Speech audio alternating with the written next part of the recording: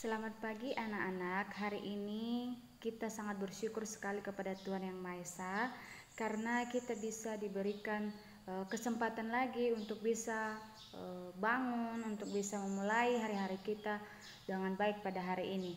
Nah, sebelum kita akan memulai aktivitas kita pada hari ini, terlebih dahulu mari kita memuji dan memuliakan nama Tuhan.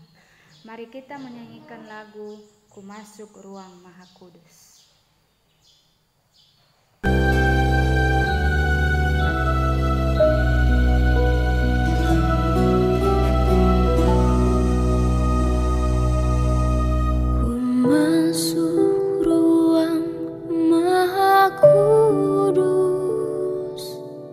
Dengan darah anak domba, ku masuk dengan hati tulus, menyembah Yang Maha Kuasa.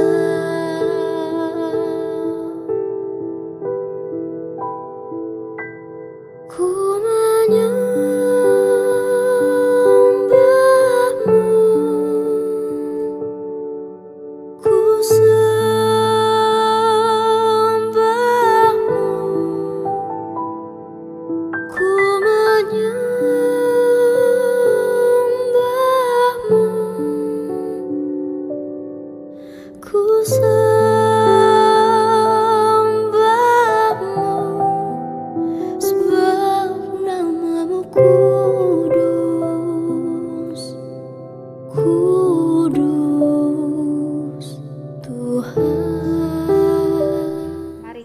berdoa. Tuhan, kami bersyukur buat kasih karunia-Mu kepada kami. Kami bersyukur buat hari ini ada banyak hal yang boleh kami lewati Tuhan pada pagi hari ini. Dan hari ini juga Tuhan kami akan sama-sama mendengarkan firman-Mu. Biarlah Roh Kudus-Mu Tuhan yang ada dalam hati kami, agar kami bisa mendengarkan firman-Mu dengan baik dan kami bisa melakukannya dalam kehidupan kami sehari-hari. Hanya dalam nama-Mu Yesus Kristus kami telah berdoa. Amin. Anak-anak, dari kelas 1 sampai kelas 6, hari ini kita akan membaca firman Tuhan dari Kisah Para Rasul pasal 2 ayat 38. Kisah Para Rasul pasal 2 ayat 38. Bu Tuti akan bacakan dan silakan kamu lihat Alkitab. Ikuti dalam hatimu ya. Kisah Para Rasul pasal 2 ayat 38.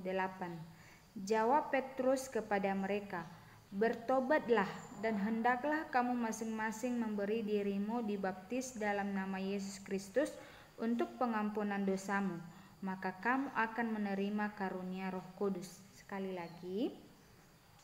Jawab Petrus kepada mereka, "Bertobatlah dan hendaklah kamu masing-masing memberi dirimu dibaptis dalam nama Yesus Kristus untuk pengampunan dosamu, maka kamu akan menerima karunia Roh Kudus." Anak-anak kelas 1 sampai kelas 6, devosi kita hari ini kita akan belajar tentang baptisan Roh Kudus. Nah, pada devosi sebelumnya kalian sudah belajar tentang lambang-lambang Roh Kudus. Nah, khusus hari ini kita akan belajar firman Tuhan tentang baptisan Roh Kudus. Mungkin kata baptisan ini pernah kalian dengar, apalagi di gereja kalau ada anak kecil yang lahir kemudian dibawa ke gereja kemudian dibaptis.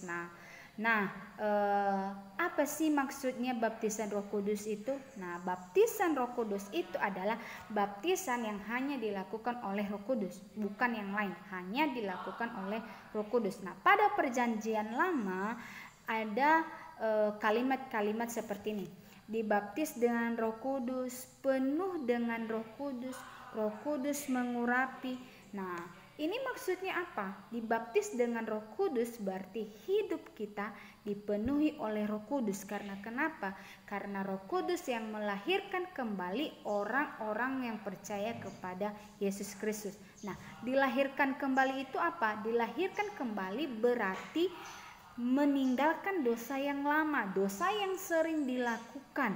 dan kembali menjadi murid Yesus Kristus, diperbaharui kembali menjadi anak-anak Yesus Kristus. Karena kenapa? Karena sudah percaya kepadanya.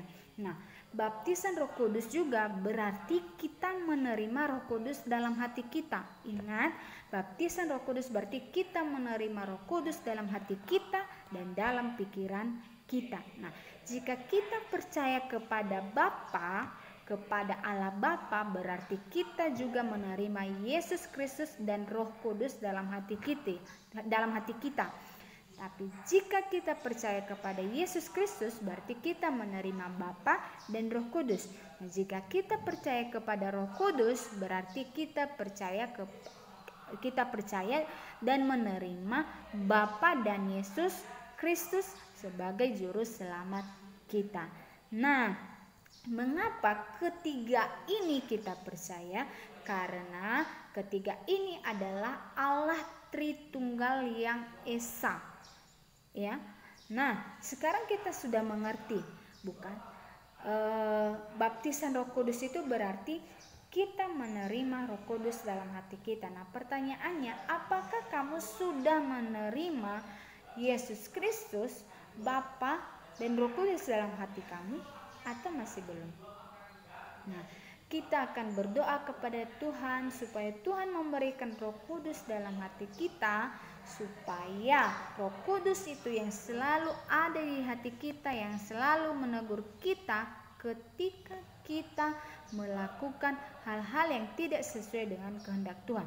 Roh Kudus yang selalu mengingatkan kita untuk tetap berjalan bersama Tuhan Yesus.